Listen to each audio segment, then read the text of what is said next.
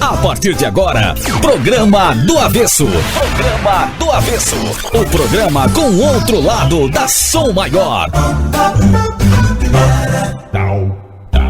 Oferecimento Nações Shopping, como você sempre quis. Lumbier, mais que uma cerveja, a harmonia perfeita. Plural Coworking, porque tem coisas que ficam muito melhor na Plural. Bistec Supermercados, muito mais que economia. Freta, Mulher Freta. Compartilhar emoções é uma tradição passada de geração a geração. E Vipcar Renault Criciúma. Ligue 3431-7878.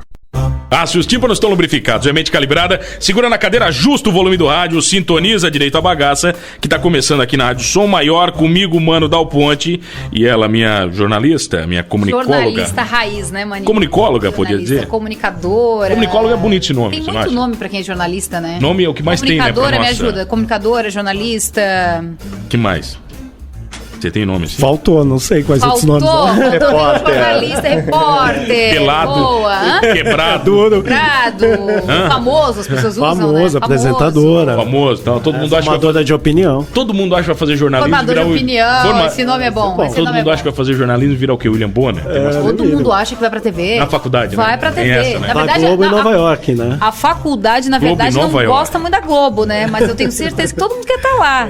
Sempre rola isso no curso de jornalismo. É o sonho. Quem tá aqui hoje na Avesso? Hoje a gente recebe um cara. Na verdade, vamos começar do começo. O programa de hoje é gravado. Então, mais uma vez, você não enche o saco mandando WhatsApp. Não manda mensagem. Não adianta hoje não vai ter interação. Hoje vai ser daquelas entrevistas que vão mandar mensagem pra gente dizendo que bacana, quem que tá aí com vocês? Mas foi gravado. Não dá. A gente tá gravando, no caso, ontem, né, mano? Não, no caso hoje. O programa vai ao ar. Estamos gravando hoje, não, o programa vai. Vocês estão ouvindo esse programa hoje, que é sexta. Certo? A gente gravou na quinta-feira ontem, beleza? Fácil. Fechou. Com a gente, eles que vieram de Porto Alegre, gaúchos. Resta saber pra quem eles torcem, né? Meu Deus. Flávio Eduardo Martins, seja bem-vindo ao programa do Avesso. Valeu, obrigado. Só uma ressalva, não sou gaúcho, sou paulista. Você é paulista? Graças a Deus. Que mora em Porto Alegre? Paulista que mora em Porto Alegre. Mas quanto tempo em Porto Alegre? Eu já tô há 20 anos lá. Mas vá, guria, 20 anos em Porto Alegre, meu. Já sou paúcho. Paúcho, essa eu não conhecia. Paúcho. Conheceu um paúcho já, mano? Não, mano. Tá, mãe. Quem tá aqui mais? Tá, junto com o Flávio Eduardo Martins, o Genaro Galli. Genaro, tu és gaúcho? Sou também gaúcho, não. de Porto Alegre. Pena, né? É Mas transito também bastante em São Paulo por causa da escola, né? Inter ou Grêmio? Grêmio, sempre. Pronto, já ganhou a rádio. Nosso chefe é gremista. Ótimo, estamos em casa, fechou, então. Só gente boa aqui, hein, Geraldo? Você virou gremista já? Já, né? Tu tem uma cara de palmeirense? Não, eu sou São Paulino. Jesus, tá explicado então. Mas o sotaque dele tá bom, não tá nem tão paulista, nem tão gaúcho. Ele tá quase com sotaque catarina, né? Acho que ele ficou no meio. Pode morar aqui em Criciúma já. Pô, olha. Vai dar aula aqui agora? Sabe que, como todo gaúcho, o sonho é morar em Florianópolis, né? Então isso eu já peguei também, né? Mas ele sabe que daí eles passam e acabam ficando em Criciúma, os gaúchos, né? Eles não chegam em Floripa. Daí dominam a nossa cidade. Mas é verdade, os dois lugares de mulheres mais bonitas do mundo é Porto Alegre e Criciúma. E com certeza. Isso com certeza. Já constatamos no caminho pra rádio, né, Genaro? Mulheres mais lindas. Mas você já conhecia Criciúma antes? Não. Já tive aqui várias vezes, já. O papo hoje é marketing aqui na vez? Papo é marketing. O mundo dos negócios na era da inovação. Bonito? Eu gosto. Bonito, professor. O título tá bonito, né? O título tá legal, professor. Do que se trata isso? Deixa eu passar o currículo do Flávio. Ele que é mestre em gestão empresarial e pós-graduado em marketing. Participou de cursos de extensão na área de gestão e vendas na Europa e nos Estados Unidos. Ou seja, o homem não é fraco, né, mano? Não é fraco. Você é... Por isso que a gente tá gravando nesse horário, né? Entendeu? Quando a gente grava assim, porque o cara tem currículo, quando o cara chega longe... Então, primeiro agradecer a oportunidade de estar falando com vocês. E a ideia dessa palestra é falar sobre inovação e o desafio para as empresas para lidar com esse novo mundo. Então a gente que tem uma visão de marketing sabe que a pressão externa às empresas hoje é muito grande. Mudança no comportamento do consumidor, mudança nos seus hábitos, a ânsia do consumo por novidades. Então a gente vai falar do desafio que isso gera para as empresas para se manterem competitivas. E nós estamos hoje numa plena revolução, uma quarta onda da revolução industrial, né? A gente chama da indústria 4.0, que está transformando a forma das empresas lidarem com os processos produtivos, lidarem com a sua comunicação, lidarem com o seu desenvolvimento de produtos. Então tudo isso são desafios enormes, porque nós estamos no meio deste processo. E toda vez que a sociedade passa por esse período de grandes transformações, também é um período de grandes rupturas. E a gente já está vendo isso, né? Muitas empresas quebrando, as economias globalmente passando por grandes dificuldades, e vai sobreviver e passar por esse desafio aqueles profissionais, aqueles empresários, aquelas empresas que tenham, né, a bagagem, o conhecimento e o know-how para poder entender esse momento e sentir esse desafio e abraçar esse desafio. Ô, professor, com essa nova onda que a gente acaba vivendo, a rede social, ela criou uma nova mídia que há 3 anos atrás, não precisa nem muito longe, né? Nem muito longe, mas há 3 anos atrás, ninguém pensava que ia direcionar verba de comunicação para Facebook. O Facebook criou essa onda. E com essa onda, eu vejo os profissionais mais voláteis. Eles parece que são mais superficiais. O marketing está mais superficial, a comunicação está mais superficial, mais descartável com essa nova onda? Você faz coisas mais pontuais que nascem e morrem mais rapidamente? Eu acho que pelo contrário, porque o que acontece, a rede social ela proporciona a interatividade. E essa é a diferença de se fazer comunicação hoje da maneira que fazíamos no passado. No passado as empresas tinham acesso às mídias, elas compravam os espaços nessas mídias ou buscavam esses espaços através dos seus programas de RP, e elas passavam a sua comunicação e o consumidor apenas aceitava. Hoje não, ele interage, como vocês comentavam, ele manda o WhatsApp, ele reclama, ele entra nos sites e posta, diz o que pensa. Então eu acho que nós estamos indo para um período de depuração. Como é uma mídia muito nova, ela teve esse primeiro momento de empolgação, todo mundo entra e julga todo mundo, né? Então as pessoas têm os seus 15 segundos de fama para o bem ou para o mal, mas o que a gente vem percebendo, e até a semana passada tínhamos um debate grande sobre isso na SPM, é a depuração desses meios. Então a gente já começa a ver, por exemplo, dentro das próprias redes sociais, alguns canais pagos com informação mais qualificada, que volta para as origens de um jornalismo mais sério, de uma comunicação embasada, e não mais aquele papo de bar, que é mais ou menos o que virou o Facebook, né? Eu só jogo a informação e muitas vezes a gente nem lê até o fim a notícia e já sai julgando. Gosto disso, não gosto, eu confesso pra você, a gente acaba fazendo algumas experiências, todos nós fazemos experiências, né? Às vezes eu gosto de postar alguma coisa só pra ver a briga. E ela vai acontecer. E ela acontece, cara, é bacana. Ou ele fala aqui no rádio também, algo só pra gerar briga. Da galera vai pro Face, né? E a galera vai pro Face, o Clube do Ódio começa a destruir. Clube do Ódio, adoro esse nome. O Clube do Ódio galera, existe. Mas real. isso, o Facebook é um espaço social. É como uma praça, né? É um espaço que as pessoas vão para se encontrar, onde elas buscam seus grupos de afinidade e querem expor sua opinião sem muito comprometimento. Sabe o que eu acho bacana, professor? Aqui a rede social, ela desmistificou os grandes super-heróis de comunicação. Né? Por exemplo, com qualquer arroba na frente, eu falo com o William Bonner, né? Quer dizer, e ele me responde sendo ele mesmo. O Evaristo. Quer dizer, o Evaristo, maravilhoso. Exemplo você vê lá, né? Das redes, maravilhoso, você ia falar, né? Mas isso é um novo meio de se comunicar que os próprios canais tiveram que se adaptar, né? Não, hoje esse nível de exigência acontece não só na comunicação, mas se você pensar uma empresa também, o consumidor que manda uma reclamação para uma empresa, seja para o seu canal de WhatsApp, seja pelo seu site, ele quer uma resposta no mesmo dia. Imediata. Imediata. Se a empresa pensa, não, recebi na quinta, põe pra gente responder na outra quinta, ele já gerou um buzz negativo para si. E às vezes as empresas não estão se dando conta dessa questão. Eu acho que os comunicadores sim já perceberam a necessidade da velocidade dessa resposta, né? E as empresas ainda estão com um delay muito grande nesse sentido. Então eu acho que a gente está vivendo um grande momento democrático. Eu acho que o mínimo que a gente pode dizer da rede social é que ela é democrática. Tá mais fácil comunicar, professor? Eu acredito que sim, porque antes você dependia do que a gente chama do mainstream, dos canais consolidados, né? Então hoje quem quer falar sobre algum assunto abre o seu canal, cria a sua fanpage e ele vai buscar então o seu público, a sua audiência, ele cria a sua audiência, e isso eu chamo de democracia. Tanto que hoje todo mundo se denomina influenciador digital, né? Tu vê meninas que emagreceram né? E acabam se tornando, nossa, né? E as pessoas começam a acompanhar. Ou uma menina que tem estilo e ela começa a vestir umas roupinhas e todo mundo segue e diz, nossa, que ela gosta de acompanhar ela. Então, assim, tá mais fácil, né? Muito mais fácil. E antigamente, a pessoa, para ser esse formador de opinião, ele tinha que ser, no mínimo, muito letrado sobre isso, né?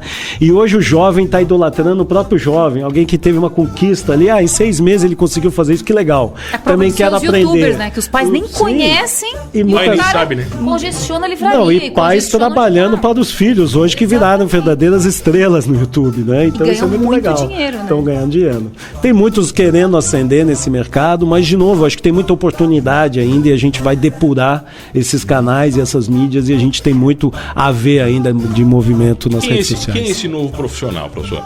Esse cara tem que estar preparado para isso tudo, mas como é que ele se cria? É o que nós trabalhamos muito na SPM, né? A formação desse profissional transformador.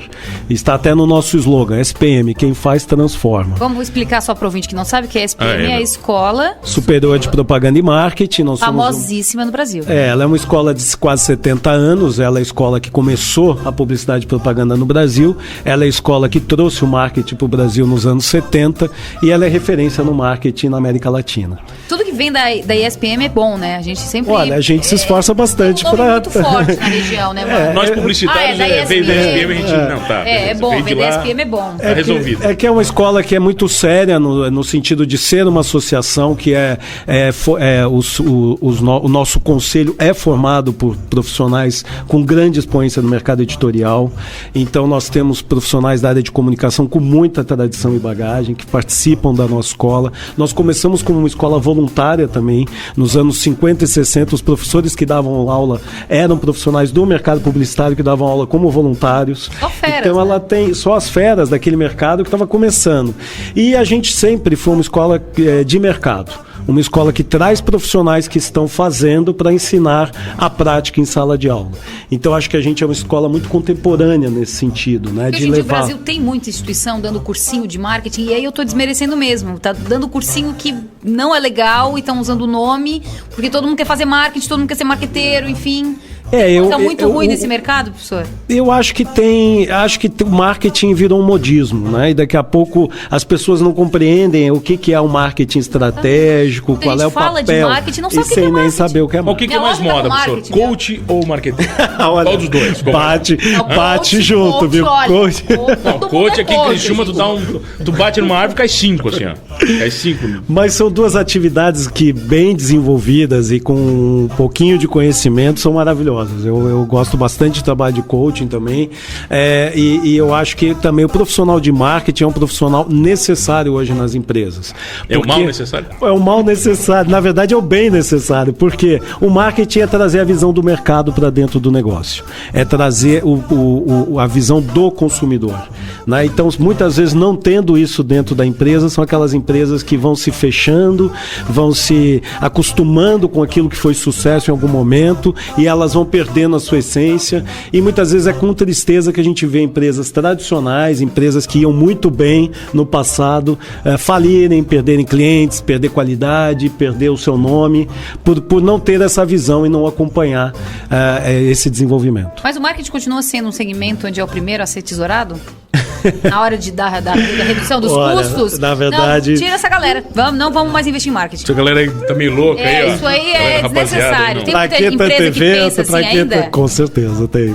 O marketing apanha bastante nessa época de corte de custos, né? Porque é uma área que muitas vezes não é vista como não estratégica. Porque ainda no Brasil, no mundo desenvolvido, por exemplo, a área de vendas está sob a orientação do marketing. Porque primeiro eu entendo o meu consumidor, como eu vou falar com ele, e a venda é um dos canais dessa comunicação e desse processo. Aqui a venda está acima do marketing, então o marketing acaba tendo um papel pouco estratégico. E quando ele não é estratégico, ele passa a ser desnecessário. E aí na época de corte ele pode dançar rapidinho. Já que a gente falou em grandes marcas, vamos fazer o jornal, pode ser? Tem jornal, Max? O Max é o cara do jornal hoje. Hoje é o Max Everson. Jornal do Avesso. Oferecimento S2 Motel. Aqui, professor, tem as 10 marcas mais valiosas de 2016. Eu queria que na sua observação, quando a gente for ler essas marcas, você pudesse nos dizer o seguinte: o que nós podemos aprender com cada uma delas? Boa. Porque elas se mantêm, com certeza, grandes e valem tudo isso. Bom, Google, 229 bilhões. Eu queria saber quem é que avalia isso. Né? Quanto é que vale o Google? Eu acho que é ele mesmo, porque ele faz tudo, né? Eu acho que o Genaro pode contribuir, que é nosso especialista em marcas. Como é que é, professor? Google, o que a gente pode aprender com o Google? Colaboração, mix de produto amplo, orientação para o mercado, sempre uma solução que surpreende a gente, né? Um Google Drive, é um uma Gmail, coisa muito longe, né, cara? Né? E a questão assim, sinônimo de busca, né? Google é isso hoje. O que é Google? Vou dar um Google, vou buscar alguma coisa. O Genaro, ontem eu entrei, eu tava de aniversário, daí tava o Google cheio de vela, um balão, dizendo feliz aniversário, pedido de como doodles, sabe, né? né? Doodles, Sabia, meu nome, tá tudo ali, sabe tudo. Agora essa briga entre Google e Facebook, ela gera um mundo diferente, né? Porque o próprio Facebook quer criar a internet dentro dele, né? Ele tá criando um mundo alternativo, né? Com seus usuários dentro dele. A ideia, a grande preocupação, né, desses grandes grupos, tanto o Facebook quanto Google, é a quantidade de informação que eles têm da gente, dos consumidores. Total, né? O governo norte-americano tem essa preocupação, né? Já teve até algumas, né, discussões severas entre o governo norte-americano e o Google e o Facebook em relação a isso. Quer dizer, o que eles fazem com essa informação, né? Porque, de fato, eles sabem tudo sobre a nossa vida. Ou sabem tudo, não. Sabem grande parte do nosso comportamento. Com certeza. E até uma vez eu estava com um palestrante, assistindo um palestrante, e ele falou, bom, tu quer entender o comportamento de uma pessoa, tu vê o que ele busca na internet. Porque, na realidade, o que a gente busca no Google é o que realmente a gente deseja. O que a gente fala que a gente deseja não é necessariamente aquilo que a gente professor, deseja. Eu fiquei preocupado ontem que eu fiz eu estava usando o meu Facebook, e o Facebook ele sempre sugere aqueles anúncios patrocinados com base nas suas buscas. Medo, né? Né? Mas medo, como é que ele sabe que eu tô buscando isso? O meu veio um coturno de exército e tal, de polícia bacana, e veio lingeries. Eu fiquei preocupado com a relação. O que isso quis dizer? Entendeu? Eu não sei. O que ele sabe, né, mano? Ou foi um erro de algoritmo dele, ou tá ficando tão refinado esse algoritmo, só sendo assertivo e até acertando o pensamento. Tá, vamos lá, aqui, ó. A segunda empresa é Apple, 228 bilhões, um bilhãozinho só menos. Apple acho que é a marca mais desejada que tem. Capacidade de inovação, né? Desenvolvimento de produto. Mas depois do Jobs, será que... O Jobs foi o grande mentor intelectual, né? Da visão de design, da visão de facilidade, de manuseio. Eu acho que ele criou as bases, o grande valor da companhia. E toda vez que ela volta para essa base, ela se reencontra, né? E será que ele faz falta? Olha, diz que ele era muito complicado, né? Todos os livros, né? Da sequência, né? Um projeto assim, olha, eu acho que, como todo gênio, ele não devia ser fácil de lidar no dia a dia. Microsoft, 121 bilhões, metade da Apple. A Microsoft foi a empresa que eu estudei COBOL para tentar mexer em computador quando eu tinha 17 anos. A Microsoft fez com que você não precisasse estudar para mexer num computador. Esse é o grande trunfo dela, né? A facilidade que ela criou para implementar os seus softwares que hoje são líderes no mundo inteiro. Mas aí, de repente, por exemplo, a Microsoft tem todo um pacote de Office, já sofreu, né? Como é que é? Foi rechaçada por monopólios com o Office, perdeu bilhões em dias, e de repente o Google lança ferramentas que são maravilhosas, rápidas, simples, o Drive, mais amigáveis que o próprio Office, e desbanca isso de uma maneira tão tranquila.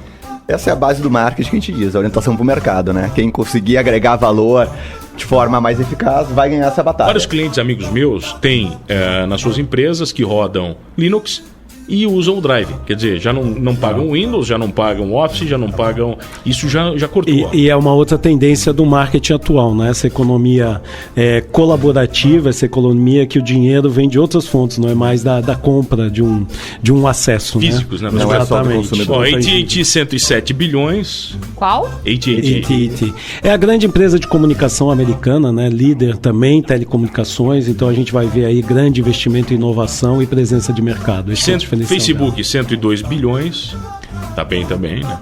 E o que fez o Facebook, né? Quando a gente vê o filme sobre o Facebook, também ele criou uma rede social interativa, né? Aqui no Brasil foi um dos únicos países do mundo que o Orkut fez grande sucesso, porque nem nos Estados Unidos ele fazia tanto. E o Facebook, quando ele iniciou, e o próprio filme conta isso, ele era para ser um clube fechado para universitários. E todo mundo queria fazer parte naquele período. Os universitários começaram a ter interesse em fazer parte desse clube fechado. Mas eles viram que só teriam sucesso quando eles fossem abertos. E foi a partir daí que eles deram um grande salto, né? Visa, 100 bilhões. Transação financeira, né? E agora? Transação monetária. E no Nubank? Facilidade. No banco, essa história toda, entendeu? Que eu fiz nem bancos, usei ainda, entendeu? Os bancos Mas já estão fiz apavorados com o Nubank, porque é uma grande solução e essas fintechs, como a gente chama, né, essas novas empresas financeiras que trazem facilidades, que fazem que você não precise mais de uma agência, que é tudo que a gente deseja, elas vão revolucionar esse mercado. E é um mercado que vai ter muita inovação ainda, né? A transação financeira, como pagar as contas, como pagar os produtos e serviços, tem muito a inovar, né? Então, avisa que se cuide. vamos lá. Amazon, 98 bilhões, vendendo livros que não são livros também, né? E a empresa de tecnologia mais conhecida e que nunca deu lucro, né? É o mais emblemático, porque ela é o start, é o modelo da startup, né, de sucesso. E é uma empresa hoje está se transformando no maior e-commerce mundial, já né, junto com a Alibaba. E é uma empresa que hoje criou o conceito de marketplace, né? Então ela virou grande centro de compras na internet. E o bacana da Amazon é essa visão deles de reinvestimento e de crescimento. E até hoje não precisaram ter retorno, porque estão conseguindo ser bancadas para isso. É igual. Quando você fala nesses conceitos que não dão lucro, é igual clube de futebol para mim. É mais ou menos assim. Não existem lucro. Aí? Não dá lucro. A gente vendeu um jogador por 100 milhões de. Não, mas não. Aqui a instituição ela não visa lucro. Não dá lucro não quer dizer que não tenha gente ganhando dinheiro com elas, né? São muito diferentes, né? Depois vem a Verizon, que daí é comunicação também. McDonald's. O filme agora saiu agora. Você já viu o filme? Eu não vi, cara. Novo não. Eu queria ver o filme McDonald's, cara. Mas o que é o McDonald's, né? Capacidade de processo. Ser igual em qualquer lugar do mundo. Então a promessa deles é muito clara. Você vai em Tóquio, você vai em São Paulo, você vai em Criciúma, o McDonald's é igual. Você sabe o que vai comer. E a tua expectativa, então, é sempre bem atendida. Isso que é legal. E também, assim, McDonald's, pra meninada, pra gurizada, é o quê? É alegria, diversão, né? Tem Quer uma... dizer, quando leva o meu sobrinho, né? Na realidade é diversão, é entretenimento. É o mundo do McDonald's, é o McLanche Feliz, é o brinquedinho. Tanto que a gente vê as cores, os lanches, enfim, as caixinhas. Tudo isso, né? IBM, 10º lugar na lista, 86 bilhões, vale. Agora, se você ver, tem uma tendência nessa lista, né? Qual que seria? Empresa de tecnologia. Sempre, né? As últimas. É a grande onda que a gente está vivendo. Né? Se a gente olhasse essa lista há 20 anos atrás, seriam as empresas de petróleo e automobilística. E não tem nenhuma. Então, vê que essas sumiram. E a Coca-Cola, não aparece? Não tá mais, olha só. A Tesla agora Coca é uma das mais fortes? Evoluindo. A Coca-Cola sempre foi considerada sempre esteve no ranking das 10 principais marcas, né? Só que hoje a própria Coca-Cola revê o futuro do seu produto, né? Porque a gente sabe que Coca-Cola não faz bem para a saúde. Então hoje a Coca-Cola já é uma empresa de sucos, de águas, de alimentos. Ela está buscando também de sobreviver nesse novo mundo, onde as pessoas têm outro nível de exigência porque tem mais conhecimento. Exigência alta é o programa do Avesso com um papo desse. Bom, né, gente? Só Gostou, com mestre aqui. Gostasse? Gestão, quem tá aqui hoje, então? Flávio Eduardo Martins e o Genaro Galli, eles que vieram direto da ESPM para chegaram de Porto agora. Agorinha. Diretamente. Estão tomando até chimarrão. A gente já volta aqui com mais professores no Avesso.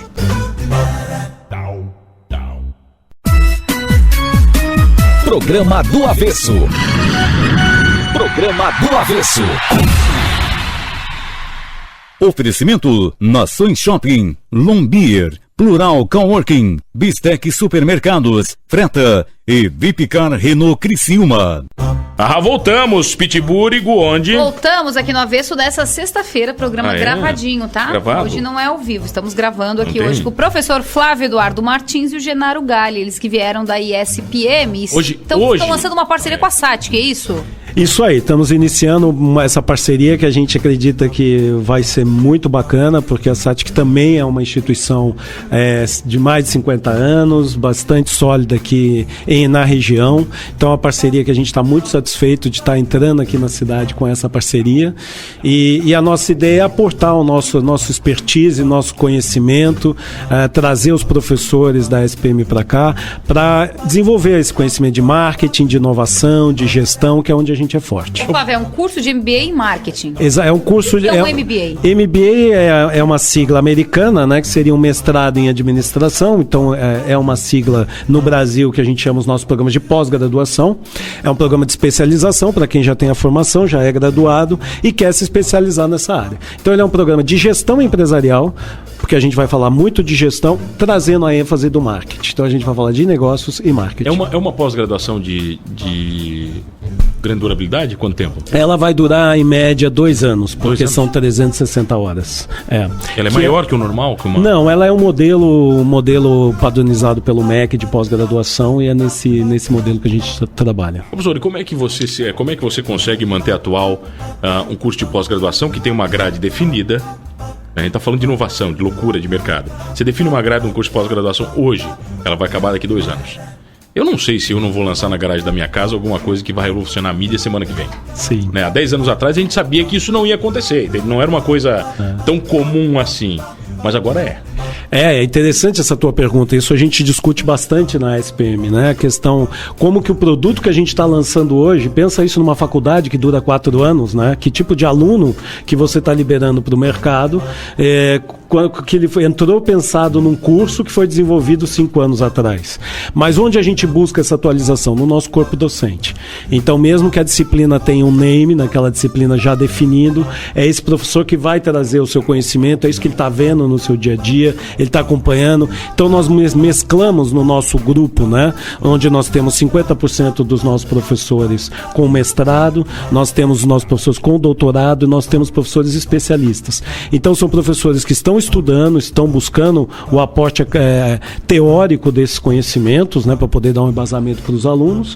E a gente tem os professores de mercado. Que são aqueles que estão trabalhando nas empresas, são como executivos de marketing, são consultores.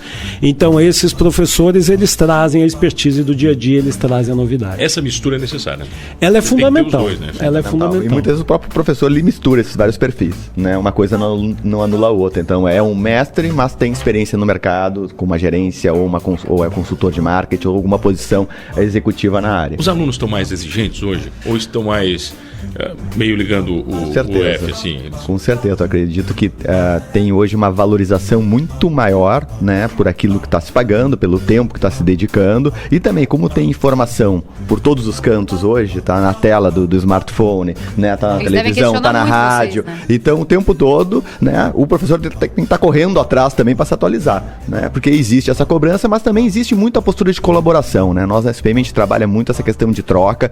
Num MBA todos ali são profissionais de mercado, todos também têm um conhecimento e devem trazer esse conhecimento na aula para compartilhar. Quer dizer, é uma grande troca, né, dentro desse espaço que a gente chama aí de sala de aula. Claro que o professor tem uma expertise, tem a sua experiência, tem as teorias, tem as ferramentas, mas as contribuições sempre são bem-vindas. É o que a gente diz, 50% da aula é o aluno quem faz, né? Porque o professor pode orientar leituras, pode orientar a fazer trabalhos. Aquele aluno que se encostar no grupo e dizer, faz esse que eu faço o próximo, quer dizer, ele não está tendo o aproveitamento que ele poderia. Então a gente valoriza esse aluno questionador, a gente valoriza esse aluno inquieto e a gente busca esse tipo de aluno, que venha para provocar, que venha para questionar, que venha para debater, né? E ele tem, então, é um jogo de bola entre ele e o professor, entre o professor e a turma, o professor provocando muito a turma e fazendo a turma também participar do seu processo de autodesenvolvimento. Flávio, mas no caso do MBA, eu imagino que o profissional que entre no MBA, ele já está pagando. Não tá lá para brincar. Ele está pagando o próprio MBA. Ele escolheu ir, né? Ele não foi obrigado. Já não é igual a graduação, né, cara? Que às vezes é o pai que está pagando ainda, o cara não sabe o que é da vida. Olha, a gente brinca assim, né? O cara virou aluno, volta a ser aluno, né? É mesmo? Tem isso, o cara não interessa? Até professor, quando vai ter aula, volta a ser um pouco aluno, né? Tem a turma do fundão, tem aqueles mais envolvidos. Eu sou do fundão. E a questão é do engajamento, né? Às vezes você também, como um profissional de mercado, às vezes também você também está correndo muito.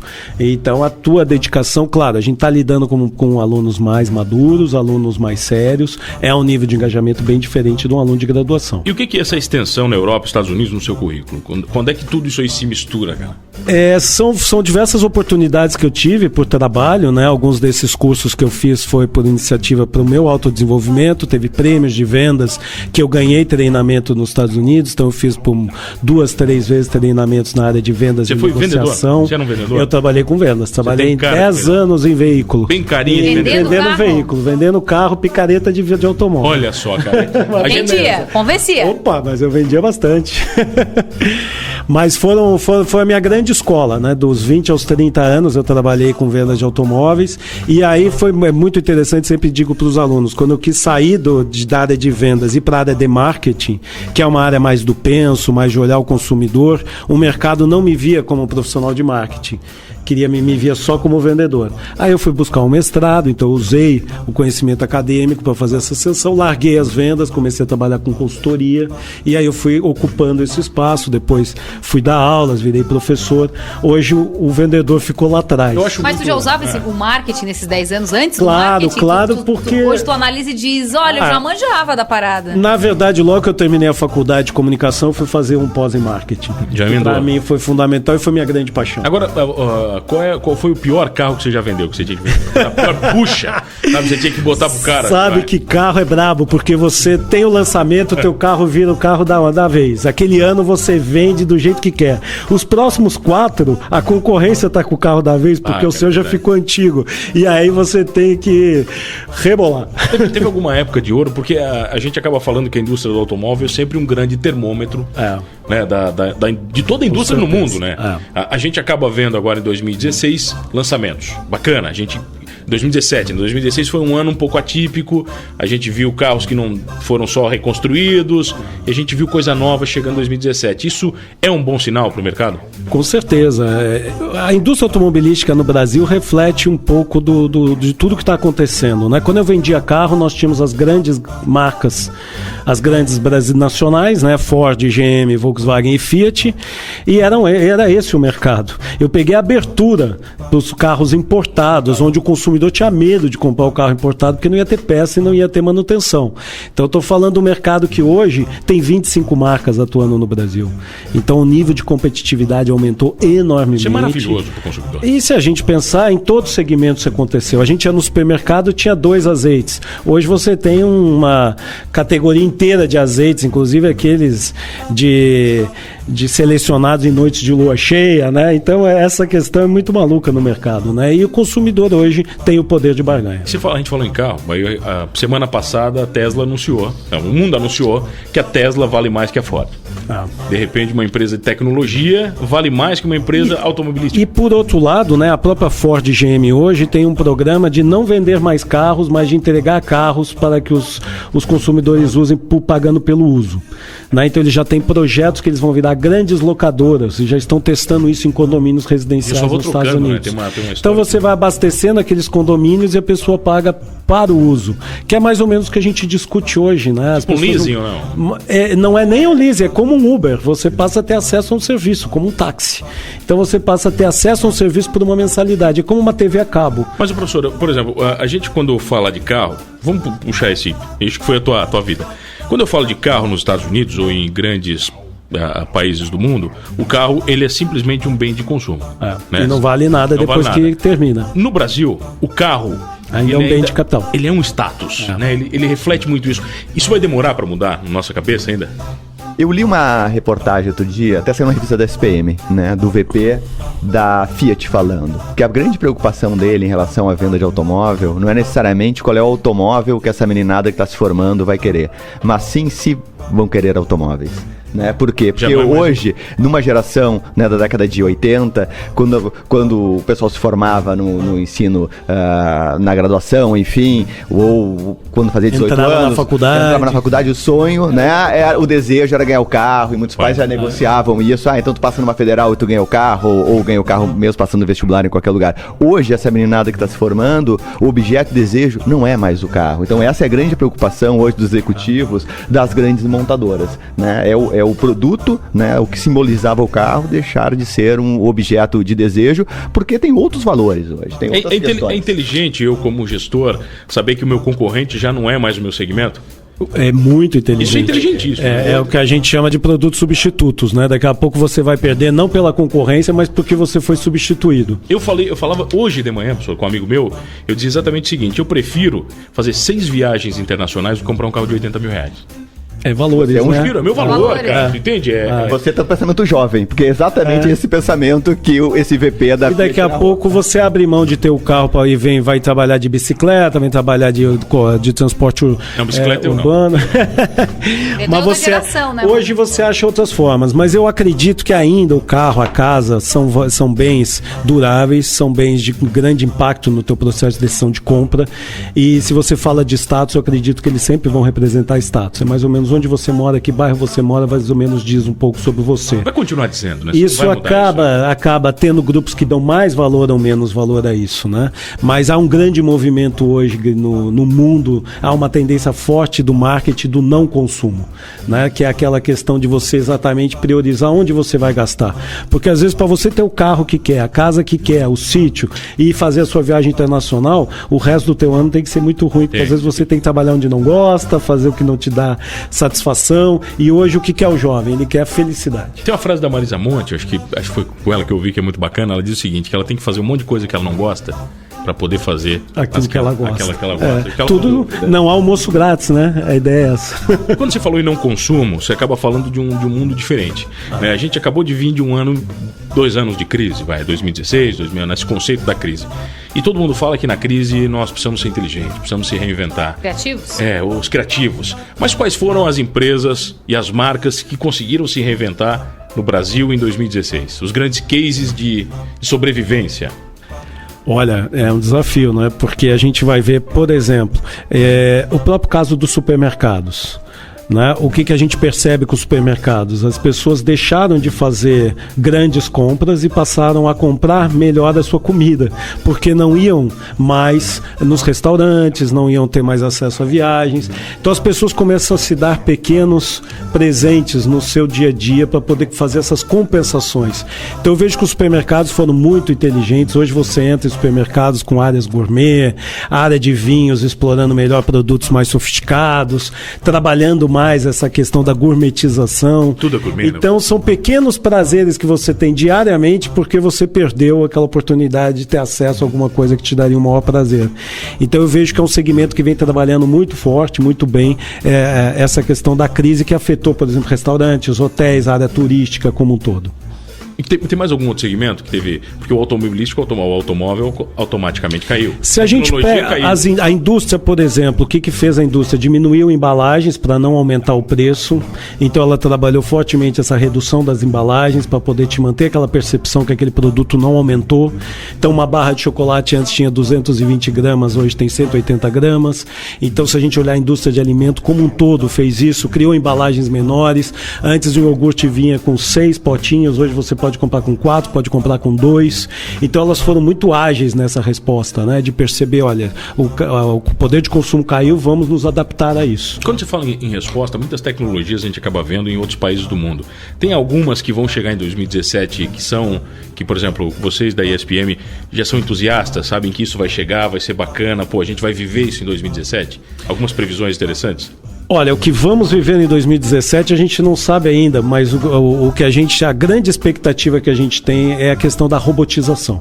Cada vez mais a gente vê a automatização no atendimento, a própria questão do que a gente falava antes do Google, saber que a gente está de aniversário, isso é um robô que está acompanhando a gente por um boot lá e sabe que é a data do teu aniversário, então customiza isso para você. A gente já fala com muitas empresas pelo telefone com robôs e não sabe, né? O robô está respondendo para a gente. Então a gente vê que a gente está aguardando quando isso vai começar a ser uma realidade mais presente. Entrar num supermercado e daqui a pouco toda a área de atendimentos robotizada, e daqui a pouco não vai ser aquela imagem que a gente tinha daquele robô humano. Vai ser uma máquina um pouco mais interativa, como hoje a gente tem num banco, que foi um segmento que se reinventou.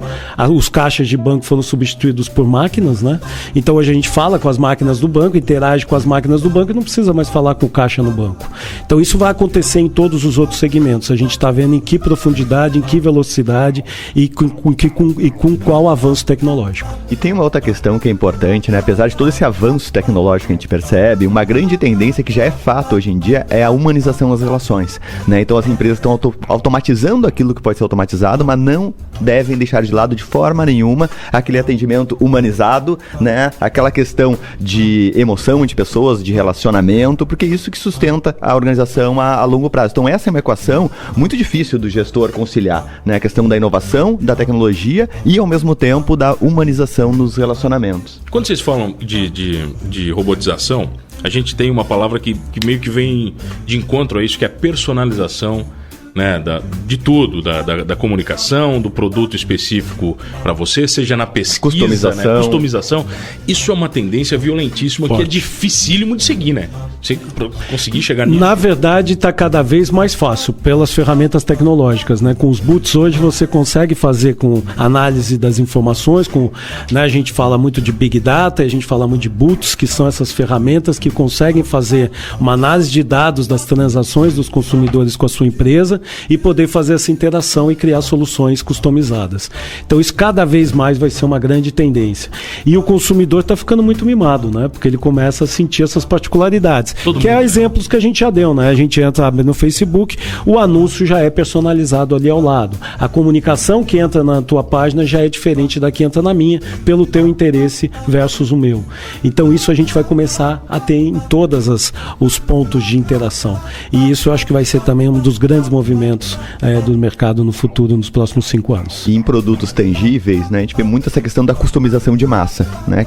Graças a tecnologias de produção, a linhas de produções mais flexíveis, que permitem o quê? A gente fazer produtos mesmo em série, mas com algum elemento de customização. Então é comprar um notebook com a cor que eu desejo, com o tamanho do HD que eu quero, com os softwares, né? Com o nome, né? A indústria de calçado faz isso, né? Até o automóveis também, o automóvel, o painel de tal cor, exatamente, a roda, o estofamento, enfim. Então isso a gente chama de customização de massa, né? Mesmo produtos em grande escala de produção, consegue ter alguns elementos de customização. Isso se dá através de tecnologias de produção. E quais as empresas que vão morrer primeiro esse ano? Olha, bola de cristal na mão deles? Ah, para, né, cara? Eles acharam que vinha aqui falar de tem as 10 que eu trouxe aqui. Mas os 10 ali vai. Tem ali uma listinha do... Olha, toda empresa que não se orientar para o mercado. Essa é a grande resposta. Toda empresa que não compreender essas mudanças do seu consumidor, do seu mercado potencial, se não conseguir se adaptar, sem dúvida. Né? O mercado não dá uma segunda chance, né? A gente sempre diz isso. A gente está vendo uma mudança muito grande, por exemplo, nessa questão política. Se a gente olhar todo o modelo do processo político no Brasil, em parceria com as grandes construtoras, né, que essas grandes empresas há mais de 50 anos estão ligadas ao poder político, gerando caixa 2 para as campanhas. E o que acabou com isso? Né? Um pouco da mudança na legislação, mas a abertura dessa informação e das informações que chegam ao público, da pressão que vem. Então a gente viu um segmento inteiro que vai ter que se reinventar no Brasil. Então essas empresas todas que fizeram aqui a 101, as grandes corporadoras brasileiras, elas vão sumir do mapa. E vai ter que surgir empresas que vão substituí-las. A gente agora teve a venda do aeroporto Hercílio Luz em Florianópolis, a venda do aeroporto em Porto Alegre, vão com capital internacional. Então o que a gente vê, o Brasil precisa se abrir.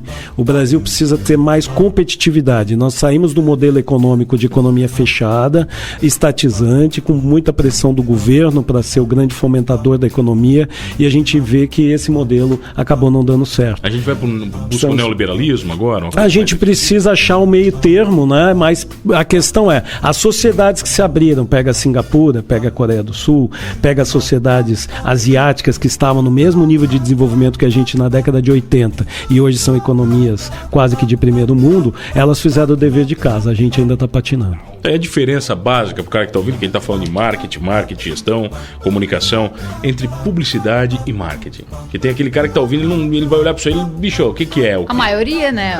Não sabe a diferença. Até hoje eu não sei.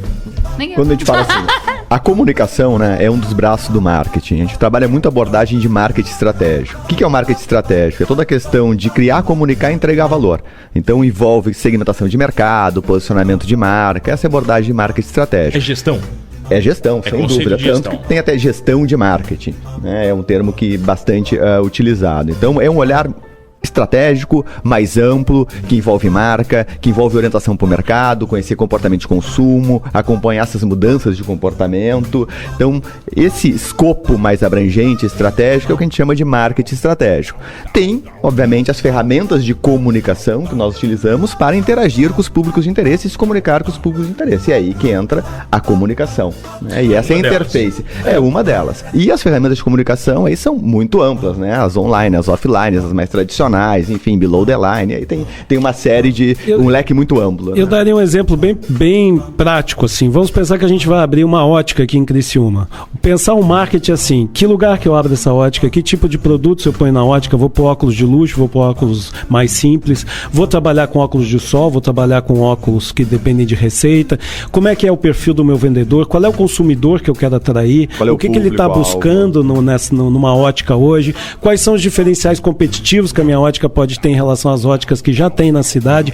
Isso tudo é o marketing. É pensar toda essa solução. Bom, definida essa solução, porque ela está atrelada a um público-alvo, a comunicação é a última etapa. Agora eu vou comunicar aquilo que eu quero, que eu tracei. Agora, baseado nisso, professor, os processos de pesquisa também mudaram muito. Muito. As pesquisas tradicionais, quer dizer, o comum, né, da década de 80 e 90, hoje não se aplica em nada, né? O mundo mudou muito.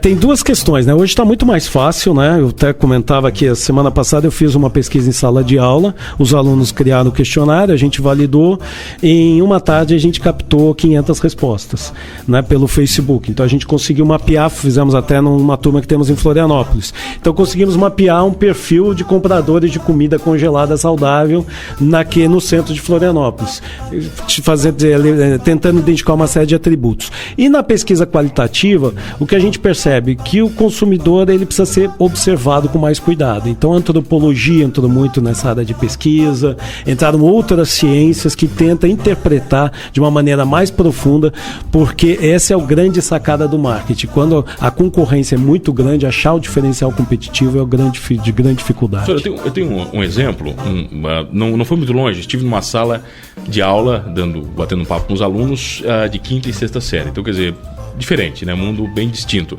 E eu perguntei para essa sala quem dali ouvia efetivamente rádio. Eu vou fazer uma pesquisa, né, pelo meu veículo.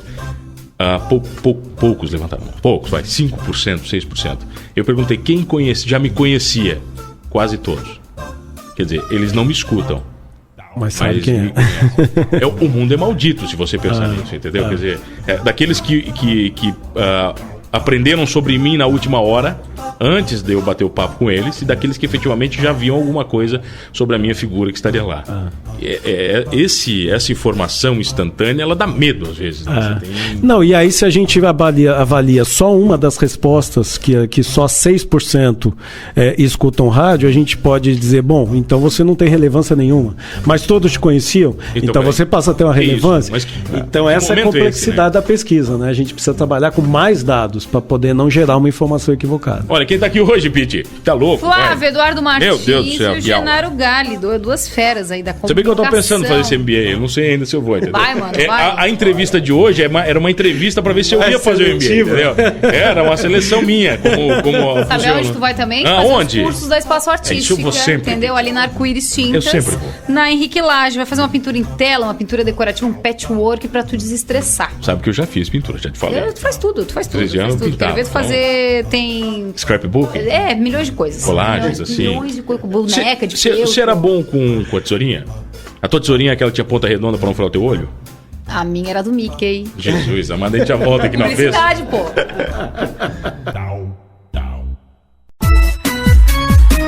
Programa do Avesso. Programa do Avesso. Oferecimento Nações Shopping, Lombier, Plural Coworking, Bistec Supermercados, Freta e Vipcar Renault Criciúma. Voltamos, Pittsburgh, onde? Estamos aqui no Avesso. No Avesso hoje, aprendeu alguma coisa de marketing? Comunicação, aprendo, né? Eu tô bem quietinha, só tô ouvindo eles falar, entendeu? Você se considera uma boa comunicóloga? Isso é bonita essa frase, comunicadora? Me considerar é difícil a gente analisar, mas acho que eu faço direitinho. Você faz direito? Tá tendo bom retorno. Eu há 3 anos faço direito contigo. Tu faz comigo direitinho? Tu acha que tu manda bem? Eu acho. Tu acha? Tá bom. Uma horinha por dia, tá valendo. manda bem. Mas sei que quem manda bem são os nossos entrevistados. Bem melhor que a gente, vai. Se despedir despedir da gente agora. Não dá tempo pra muito mais Flávio coisa? Eduardo Martins e o Genaro Galli, eles estão na cidade, vieram da ISPM de Porto Alegre. Uma dúvida, vocês vão dar aula na SATIC, os dois? Com certeza. Certeza. Estaremos Ah, tá. no grupo. No MBA. No MBA. Serão professores. Seremos também. Você imaginou eu numa aula, professor? O que você acha? Vai ser legal. Vai ser interessante. Tô te esperando lá. Tem certeza disso, Flávio? Sempre tem que ter um agitador, Repete né? isso, Flávio. Ele vai. Ele vai organizar chopadas da turma, isso é não, com isso é certeza. legal, é. Eu gostava de ser aquele diz, professor, eu não concordo com isso. Sabe? Eu Era acho legal desses, essa. mano, mala, eu né? acho bacana esse aluno. É cara. melhor esse do que aquele que não fala nada a noite inteira e a aula. pra casa sem saber, E o né? aluno, e aí, pessoal? E fica bravo, né? O professor gosta A dessa aula é interação. tipo um programa de rádio, Com não é? certeza. A gente depende 50% da gente, que vamos indagar, e também não tem que ter Bela um convidado analogia. que Se ele não fala nada, nos você ajude, tá lascada, senão a gente né? não consegue fazer um programa bom. Professor, agora as qualidades de um grande professor hoje, pra atrair esse novo cara, tem que ser dinâmico, o cara tem que dar show toda a vida ou não? Isso Tem que ser um bom comunicador, né? Acima de tudo. Eu Tem acho que ser um que- bom contador de histórias também. Eu acho que essa questão de dar show num curso que você tem várias interações com o aluno, ele às vezes fica cansativo. Eu acho que o professor tem que ser muito interessado e gostar daquele assunto e conhecer e se aprofundar, e aí ele vai conseguir passar isso. E ele não pode ser egoísta, né? Ele tem que gostar de transmitir aquilo que ele sabe. Eu gostaria de compartilhar isso. É, tudo, né? tem que estar interagindo com o aluno. Aí ele vai ser um bom professor. Isso que o Flávio falou é muito importante, né? Paixão, né? E a gente sente, né? Quando a gente tá na sala de aula, mesmo como aluno, a gente sente aquele professor que é apaixonado pelo tema, que vive aquilo, que vibra com aquilo. E os alunos percebem isso e se engajam muito nesse processo. Eu acho que cria um clima bastante positivo, que obviamente é transformado Agora, aí no processo de já aprendizagem. aconteceu com vocês de algumas aulas, nem todas são maravilhosas, nem todos os programas que a gente faz, né, passam voando. E quando essa aula não passa voando, cara? Sabe assim, quando você tá naquela aula e parece que o tempo não passa, Dá os trabalho, alunos olham né? pra você. Dá trabalho, vamos fazer trabalho. É a hora que você tem que parar tudo e começar do zero. Porque aí você que está ali conduzindo não está agradando. Tem uma coisa Então errada. você pediu, a culpa é do professor. Se a aula não está indo bem, assim como num programa de rádio, vocês não tem que empurrar o teu entrevistado, tentar abordar ele de outra maneira, tirá-lo daquela zona de conforto. Então acho que o professor tem que estar muito atento ao feeling da aula. Isso é fundamental. E é o perfil da turma, né? Porque pode estar mudando metodologia. Se essa não funcionou, migra, troca pra outra. Ô, né? Flávio, Mais interativa. a tua aula no MBA vai ser sobre Marketing. marketing no geral. É. A do Genaro? Marketing e branding. Branding. Gosto a gestão de desses marca. termos. Ah, tá louco, né, Pete? Branding é louco. E aí, o feedback de hoje foi positivo nesse nosso job? O que vocês acharam? Gostaram do programa? Muito bacana, prazer Eu estar tô aqui. louco pra voltar pra A opinião rádio. de vocês é importante pra gente. Agora, professores, então eu queria que vocês falassem um pouquinho mais desse MBA, quando é que ele começa, né? O programa vai ao ar hoje, que quer dizer, os professores estiveram aqui ontem, Na quinta, né? quinta, hoje o é programa tá indo ao sexta-feira, ar na gravado, sexta. né? Como é que vai ser esse MBA? Quando é que começa? Olha, esse MBA tem previsão de começar dentro de um mês. Vocês podem pegar maiores informações no próprio site da SATIC. Logo abrindo o site já tem ali nosso cartão com a promoção desse programa. Ele ocorre aqui em Criciúma, na sede da SATIC. E ele é um programa que tem, para facilitar inclusive a vinda de alunos da região, ele é um programa que tem um encontro mensal. Nas quintas à noite, sextas, tarde e noite e sábado pela manhã. É intenso, bem intenso. Ele é intenso, então são encontros uma vez por mês. Mas é e bom, o aluno né? Não é quinzenal.